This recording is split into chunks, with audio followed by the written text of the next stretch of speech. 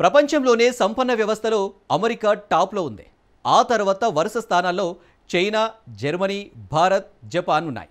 అయితే 2028 నాటికి భారత్ మూడో సంపన్న దేశంగా ఎదుగుతుందని గతంలో అంతర్జాతీయ ద్రవ్యనిధి సంస్థ IMF అంచనా వేసింది.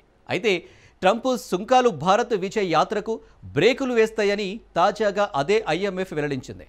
ట్రంప్ దెబ్బకు భారత ఆర్థిక వ్యవస్థకు కష్టాలు తప్పవని హెచ్చరిస్తుంది. IMF అంచనా వేసినంతగా పరిస్థితులు ఏమీ లేవని భారత్ వాదిస్తుంది. ఎగుమతులు తగ్గిన మాట వాస్తవమేనని, కానీ పరిస్థితులు త్వరలో చక్కదిద్దుకుంటాయని ఢిల్లీ చెబుతుంది. ట్రంప్ సుంకాలు భారత్పై ఎలాంటి ప్రభావం చూపుతున్నాయి? భారత ఆర్థిక వ్యవస్థ ఎదుర్కొంటున్న సవాలేంటి? మోడీ సర్కారు సవాళ్లను ఎలా అధిగమిస్తుంది? Watch this.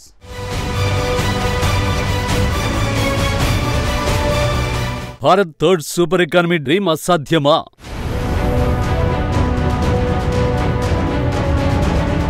ట్రంప్ సుంకాలు భారత్ను దెబ్బతీస్తున్నాయా?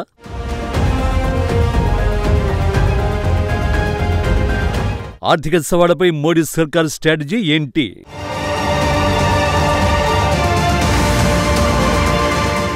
భారత ఆర్థిక వ్యవస్థను డొనాల్డ్ ట్రంప్ సుంకాలు పరీక్షిస్తున్నాయి. IMF కొత్త అంచనాలతో ముందుకొచ్చింది. IMF అంటే అంతర్జాతీయ ద్రవ్యనిధి సంస్థ. $5 ట్రిలియన్ చేరాలన్న భారత ఆర్థిక వ్యవస్థ లక్ష్యాన్ని సుంకాలు నీరుగారుస్తున్నాయని IMF వెల్లడించింది. భారత ఆర్థిక వ్యవస్థ $5 లక్షల కోట్ల 2028 నాటికి చేరుకుంటుందని IMF అంచనా వేసింది.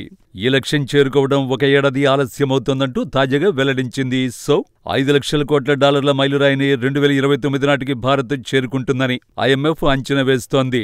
దీనికి కారణం వృద్ధి రేటే.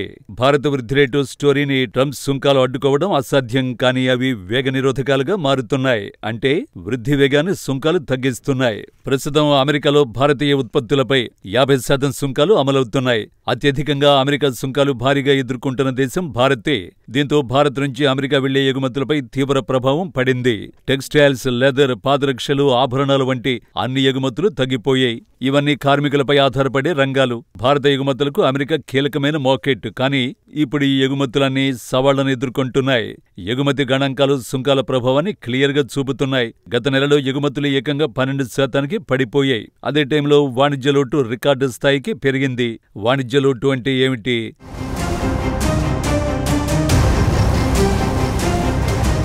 ఎగుమతులు దిగుమతుల మధ్య తేడాను వాణిజ్య లోటుగా చెప్పొచ్చు. ప్రపంచం నుంచి భారత్ ఎంత కొంటోంది, ప్రపంచానికి భారత్ ఎంత అమ్ముతోంది. మన ఎగుమతుల కంటే దిగుమతులు పెరిగితే వాటి మధ్య తేడాను లోటుగా అభివర్ణిస్తారు.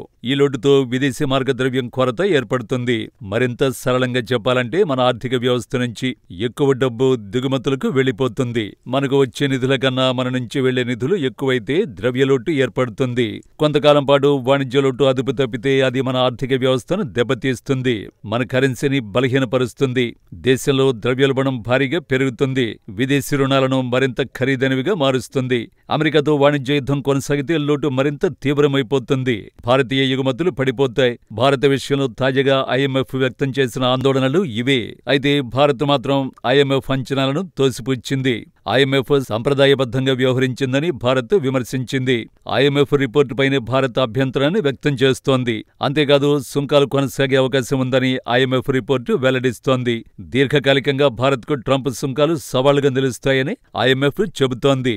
అందుకే IMF రిపోర్టును భారత్ వ్యతిరేకిస్తోంది.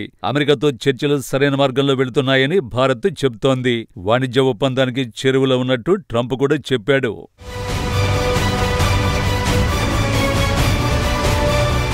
త్వరలో భారత్పై సుంకాలు తగ్గే అవకాశం ఉందని స్వయంగా అమెరికా అధ్యక్షుడే చెప్పాడు. ఒకవేళ ట్రంప్ సుంకాలు తగ్గిస్తే IMF అంచనాలే మారిపోతాయి. సుంకాలతో ముప్పుందని భారత్ అంగీకరిస్తోంది. కానీ దీని ప్రభావం స్వల్పకాలమే ఉంటుందని ఢిల్లీ భావిస్తోంది. భారత అసలైన ఆర్థిక ఇంజిన్ దూసుకువెళ్తోంది. IMF అంచనా ప్రకారం ఈ ఏడాది భారత వృద్ధి రేటు 6.6% చేరుకోనుంది. వచ్చే ఏడాది కాస్త తగ్గించి 6.2% వృద్ధి రేటు నమోదవుతుందని IMF స్పష్టం చేసింది. అయినా సరే ప్రపంచంలోని అత్యంత వేగంగా దూసుకువెళ్లే మేజర్ ఆర్థిక వ్యవస్థగా భారత్ నిలుస్తోంది. భారత్కు ఉన్న 3 బలగాలను గురించి IMF హైలైట్ చేసింది. మొదటిది సంస్కరణల ఊపు. Goods and services tax GST సంస్కరణలు ద్రవ్యోల్బణాన్ని అదుపు చేస్తున్నాయి. GSTలో మోడీ సర్కార్ కీలకమైన మార్పులను తీసుకొచ్చింది. కీలకమైన రంగాలకు ఈ GST సంస్కరణలు కొత్త ఊపును తీసుకొచ్చాయి. రెండోది డిజిటల్ ఇన్ఫ్రాస్ట్రక్చర్. ఆధార్, యూపీఐ భారత్లో భారీ పాత్ర పోషిస్తున్నాయి. డిజిటల్ సదుపాయాలు ప్రజలకు సేవలను మరింత చేరువలోకి తీసుకొచ్చాయి. మూడోది స్థూల ఆర్థిక పటిష్టత. యుద్ధాలు, వడ్డీ రేట్లు వంటి షాకులు ప్రపంచాన్ని కల్లోలానికి గురిచేస్తున్నాయి. కానీ భారత ఆర్థిక వ్యవస్థ మాత్రం నిలకడగా ముందుకు సాగుతోంది. వాణిజ్య లోటు ఉన్నప్పటికీ ప్రభుత్వ రుణాలు అదుపులోనే ఉన్నాయి. వాణిజ్య లోటును తగ్గించే ప్రణాళికల్ని మోడీ ప్రభుత్వం ట్రాక్లో పెట్టింది.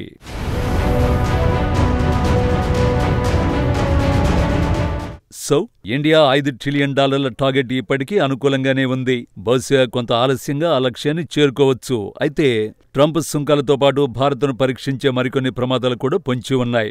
రూపాయి విలువ భారీగా క్షీణించడం ఆందోళన కలిగిస్తోంది.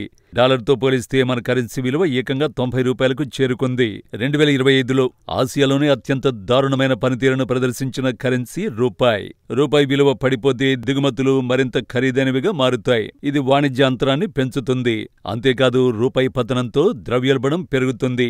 విదేశీ రుణాలపైన ఒత్తిడి పెరుగుతుంది. సో మోడీ సర్కార్ ముందున్న సవాళ్లలో కీలకమైనవి సుంకాలు, వాణిజ్య లోటు, రూపాయి పతనాన్ని అదుపు చేయడమే. త్వరలో అమెరికాతో భారత్కు వాణిజ్య ఒప్పందం కుదురుతుందన్న ఆశలు పెరుగుతున్నాయి. డిసెంబర్లో వాణిజ్య ఒప్పందం కుదిరి సుంకాలు 15% కుదించొచ్చన్న అంచనాలు వెలువడుతున్నాయి. ఈ ఒప్పందం జరిగితే భారత వృద్ధికి ఢోకా ఏమీ ఉండదు. ఇక రూపాయి పతనాన్ని అడ్డుకోవడానికి reserve bank of India RBI చర్యలకు ఉపక్రమించింది. ఇప్పటికే ఆ దిశగా RBI దృష్టి సారించినట్టు తెలుస్తోంది. 2024లో ప్రపంచంలోనే భారత్ 5వ అతిపెద్ద ఆర్థిక వ్యవస్థగా నిలిచింది. భారత ఆర్థిక వ్యవస్థ ఈ ఏడాది $4,18,000 కోట్ల మైలురాయికి చేరడంతో 4వ స్థానంలో ఉన్న జపాన్ను అధిగమించింది.